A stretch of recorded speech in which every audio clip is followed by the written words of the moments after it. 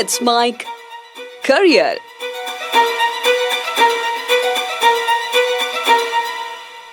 नमस्कार, let's make policy watch में आज हम बात करेंगे एक पेड़ माँ के नाम योजना के बारे में। भारत सरकार ने वर्ष 2024 में जब इस योजना की घोषणा की तो इसका उद्देश्य सिर्फ पेड़ लगाना नहीं था।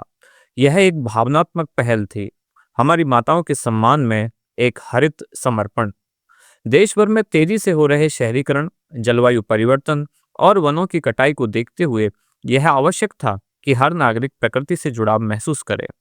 इसी सोच से यह योजना अस्तित्व में आई। यह योजना न केवल पर्यावरण को संजीवनी देती है बल्कि मातृत्व को भी एक स्थायी श्रद्धांजलि देती है। आइए जानते हैं कि योजना का मुख्य उद्देश्य क्या है। एक पेड़ माँ के नाम योजना के मूल उद्देश्य हैं कि हर नागरिक को पेड़ लगाने के लिए प्रेरित किया जाए।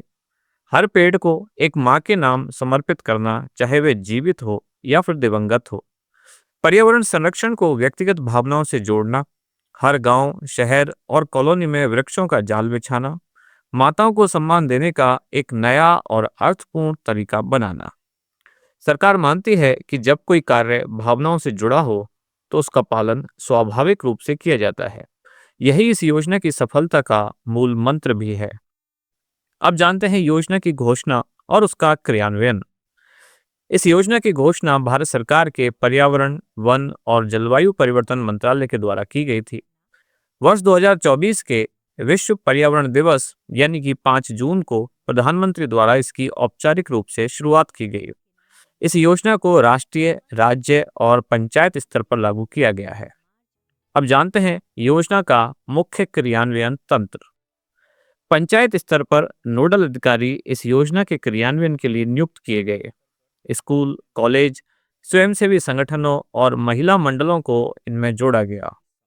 एक विशेष मोबाइल ऐप लॉन्च की गई जिसका नाम था माँ वृक्ष मित्र। इसमें लोग अपने द्वारा लगाए गए पेड़ की जानकारी, फोटो और उसकी स्थिति अपडेट कर सकते हैं। हर पेड़ के पास एक प्लेट लगाई जाती है जिस पर लिखा होता है यह वृक्ष माँ को समर्पित है। साथ ही इसमें माँ का नाम भी लिखा जाता है। इस भावनात्मक जुड़ाव ने लोगों को योजना से आत्मीय रूप से जोड़ दिया। आइए अब जानते हैं योजना के नियम और प्रक्रिया।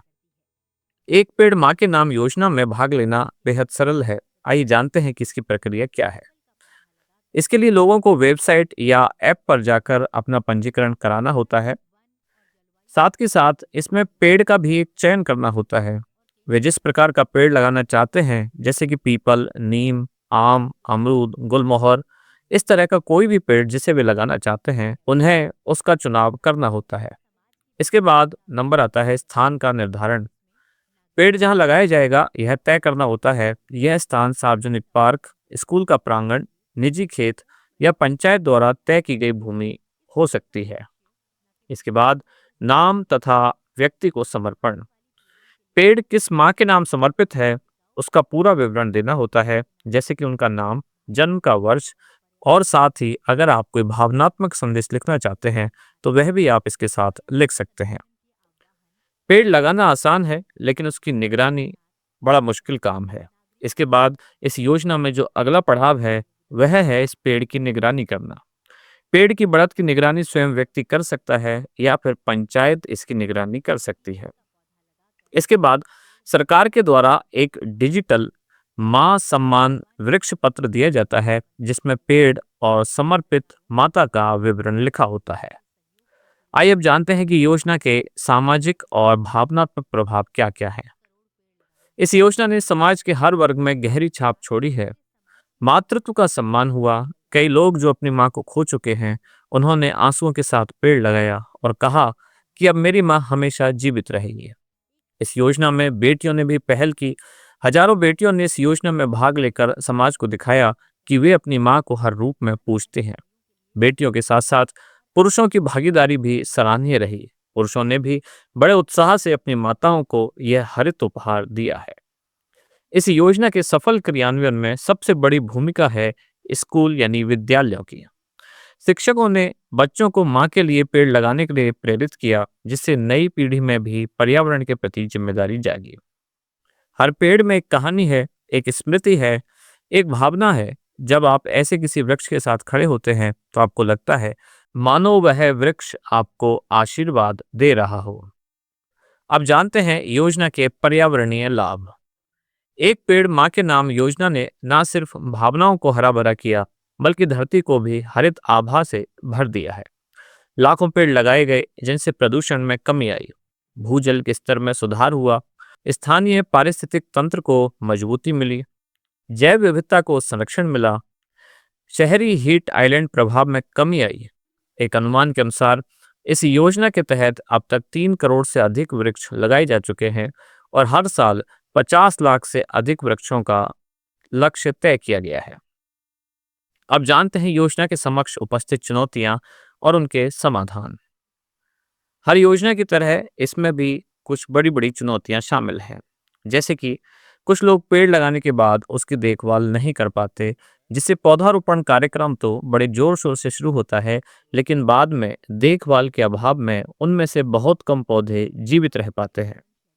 इसके अतिरिक्त कुछ इलाकों में वृक्षारोपण के लिए उचित भूमि नहीं मिल पाती, पौधों को चोरी होने की या क्षति होने की घटनाएं भी सामने आती हैं। लेकिन सरकार और स्थानीय संस्थाएं इन समस्याओं का समाधान कर रही हैं। इसके लिए पंचायतों द्वारा निगरानी दल बनाए गए हैं। वृक्ष मित्र एक योजना चलाई जा रही है, जिससे गांव के लोग पेड़ों को गोद ले सकें। स्कूलों और स्वयंसेवी संस्थाओं को वृक्षों की देखभाल की जिम्मेदारी सौंपी गई है। अब जानते हैं योजना का भविष्य और इसका विस्तार।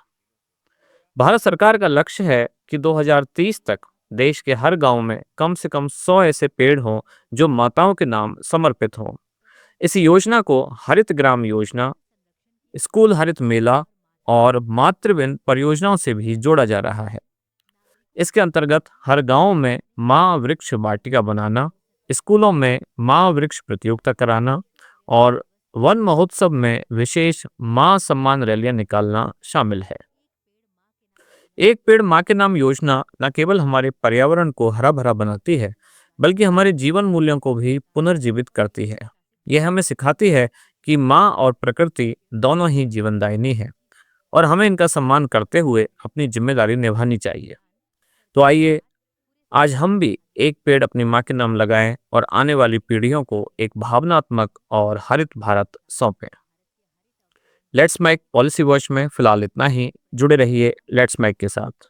धन्यवाद। आप सुन रहे थे let's mike more than radio. Follow कीजिए हमें हमारे सोशल मीडिया प्लेटफॉर्म्स पर। It's time for news. It's time for more than radio. Presenting the first radio news app, Let's Mic. Let's Mic, a news-based app on your phone where you get to watch and listen news, talk shows, interviews, radio show podcasts. On Let's Mic, you get all relevant information of TV, print, radio, podcast, and digital. Let's Mic talks about every segment of life.